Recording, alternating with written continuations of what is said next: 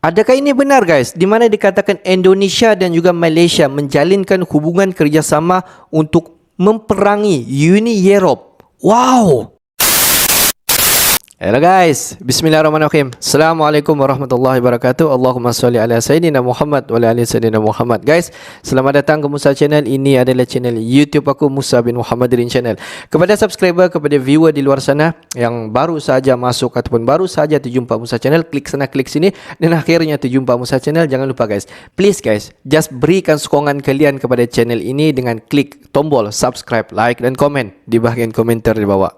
Dan kepada subscriber, kepada viewer di luar sana yang sudah pun subscribe channel ini sejak dulu lagi, dan juga kepada subscriber yang sedang menonton video ini, aku sentiasa mendoakan agar semua kalian dipermudahkan segala urusan, dibukakan pintu-pintu rezeki, dihindarkan, dijauhkan daripada segala malapetaka, dan juga dihindarkan daripada segala fitnah akhir zaman guys. Amin amin ya rabbal alamin.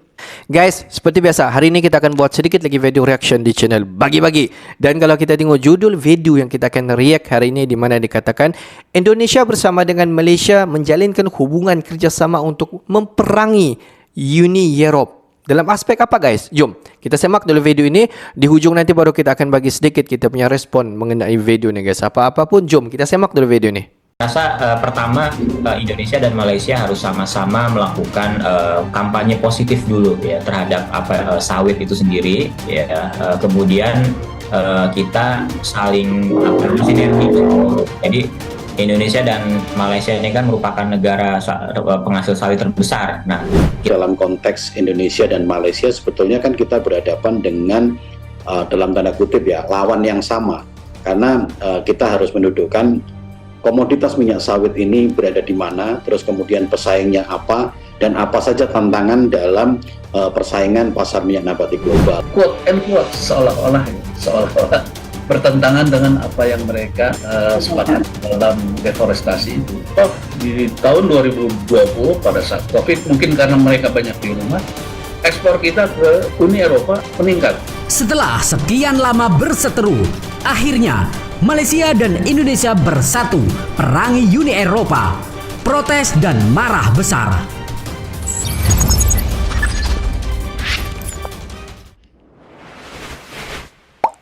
Sahabat Bagi-Bagi, akhirnya setelah sekian lama berseteru, Indonesia dan Malaysia bersatu lawan Uni Eropa.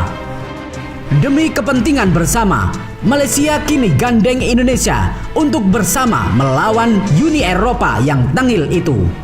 Bendera perang seakan dikibarkan untuk melawan diskriminasi dari aliansi besar itu. Jarang dua negara yang sering berseteru ini kompak. Bersatunya dua kekuatan besar di Asia Tenggara ini membawa bencana besar bagi Uni Eropa. Pasalnya, mereka akan mendapatkan serangan dari dua kubu sekaligus. Indonesia dan Malaysia sudah pasti punya dukungan dari negara Timur Tengah dan China. Uni Eropa sebagai negara yang tak punya sumber daya alam ketar-ketir, tak tahu bagaimana cara mereka menghadapi Indonesia dan Malaysia. Mereka harus terpaksa mencabut undang-undang yang merugikan dua negara besar yang bersatu ini. Untuk pertama-tama, Indonesia dan Malaysia akan mengirimkan pejabat tinggi ke Uni Eropa pada minggu depan untuk melawan undang-undang baru Uni Eropa tersebut.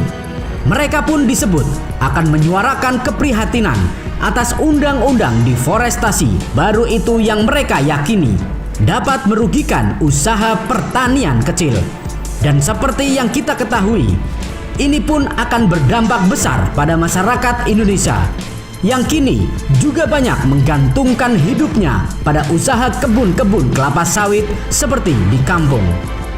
Lantas, siapakah yang akan diberangkatkan untuk berperang melawan diskriminasi di Uni Eropa? Sahabat Bagi-Bagi, pada masa kini terdapat perkembangan penting di panggung politik dunia yang melibatkan Uni Eropa. Parlemen Uni Eropa dengan suara bulat telah menyetujui sebuah undang-undang yang dikenal dengan sebutan Undang-Undang Deforestasi. Aturan baru ini bertujuan untuk melindungi hutan-hutan dunia dengan melarang impor kopi, daging sapi, kedelai, dan komoditas lainnya ke Uni Eropa, kecuali perusahaan yang memasoknya dapat memberikan informasi yang dapat dipastikan kebenarannya bahwa produk-produk tersebut tidak ditanam di lahan yang digunduli setelah tahun 2020. Melanggar aturan ini akan mengakibatkan denda besar, memberikan sinyal kuat bahwa Uni Eropa tak lagi menerima produk-produk yang dihasilkan melalui praktik penggundulan hutan sejak tahun 2021. Aturan ini menjadikan setiap produk dengan jejak deforestasi ditolak oleh Uni Eropa. Menariknya, dalam konteks ini, Indonesia dan Malaysia, dua negara tetangga yang dulu pernah berseteru, kini bersatu untuk satu tujuan yang sama, yaitu menentang aturan baru Uni Eropa. Kedua negara ini telah mengecam Uni Eropa dengan tuduhan kebijakan diskriminatif yang mengincar minyak kelapa sawit. Bahkan, Malaysia sebelumnya telah mengancam akan menghentikan ekspor minyak kelapa sawitnya ke Uni Eropa sebagai protes atas undang-undang deforestasi ini. Aturan ini telah diterima baik oleh para pecinta lingkungan karena dianggap sebagai langkah penting untuk melindungi hutan-hutan yang bertanggung jawab atas sekitar 10% emisi gas rumah kaca global. Namun, Menteri Koordinator Bidang Perekonomian Indonesia, Bapak Airlangga Hartarto, berpendapat bahwa undang-undang ini akan memberikan beban administratif kepada petani kecil yang berat.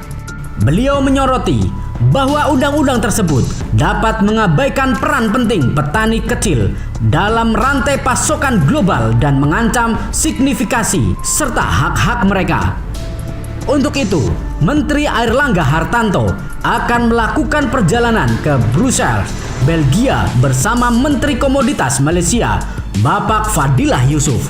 Misi mereka adalah membahas bagaimana cara meminimalkan dampak negatif dari undang-undang ini, terutama terhadap petani kecil. Artinya, jika aturan baru ini diterapkan, para petani kecil beresiko mengalami dampak negatif yang signifikan. Karena itu, Indonesia dan Malaysia telah bersatu untuk bergerak bersama melawan aturan baru Uni Eropa ini. Dengan tekad yang bulat, kedua negara ini akan berusaha mencari solusi yang tepat agar dampak negatif dari aturan ini tidak merugikan para petani kita.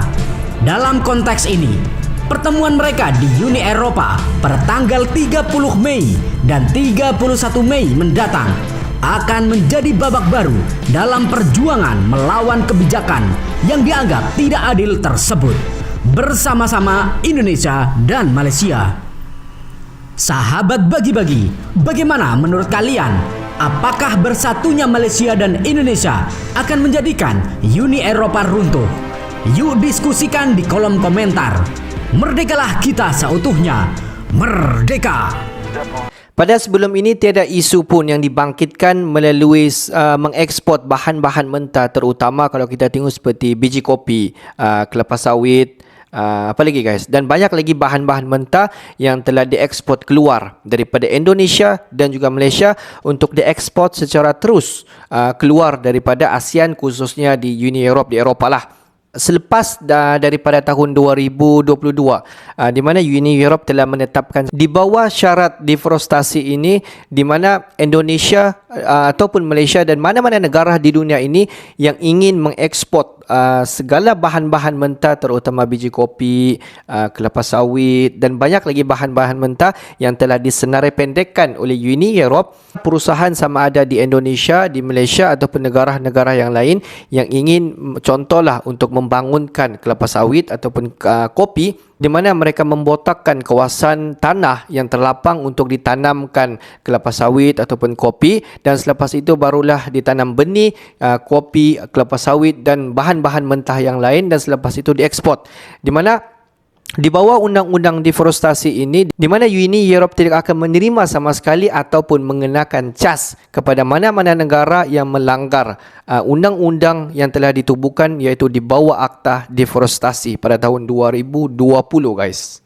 di mana Indonesia dan juga Malaysia telah sepakat di dalam menentang deforestasi yang dilancarkan oleh Uni Europe. Di mana kalau kita tengok deforestasi ini bukan sahaja mengganggu ekspor yang dilancarkan oleh negara-negara khususnya di ASEAN, tetapi dia kalau kita tengok mengganggu sistem ekonomi khususnya perniagaan yang dilancarkan pada selama ini. Sebab cuba fikir secara logik, bagaimana kita menjaga satu ekosistem di dalam undang-undang deforestasi ini tanpa kita membotakkan satu kawasan gunung ataupun satu kawasan tanah lapang, dan selepas itu barulah kita tanam contoh kelapa sawit, kopi dan bahan-bahan mentah yang lain. Tanpa kita membotakkan kawasan yang lapang itu, bagaimana untuk kita tanam kopi, kelapa sawit dan bahan-bahan mentah yang lain. Di mana Indonesia dan juga Malaysia begitu sepakat dalam menentang apa yang telah digubalkan oleh Uni Europe, dan kalau kita tengok beberapa bulan akan datang, di mana suara daripada Malaysia dan juga suara daripada Indonesia akan diangkat untuk menentang Uni Europe di persidangan di Uni Europe, khususnya kalau kita tengok di dalam WTO. Jadi bagi pendapat kalian semua, adakah wajar Malaysia dan juga Indonesia bergabung ataupun bersatu dalam menentang deforestasi yang dilancarkan oleh Uni Europe dalam menjatuhkan sistem ekonomi di ASEAN? Okeylah guys, untuk hari ini sampai di sini saja sedikit information daripada Musa Channel, dan kepada subscriber, kepada viewer di luar sana yang belum lagi klik button subscribe, please guys to klik button subscribe, like dan komen di bahagian komentar di bawah. Akhir kata daripada Musa Channel, thanks for watching my video. Assalamualaikum warahmatullahi wabarakatuh guys. See you the next video guys.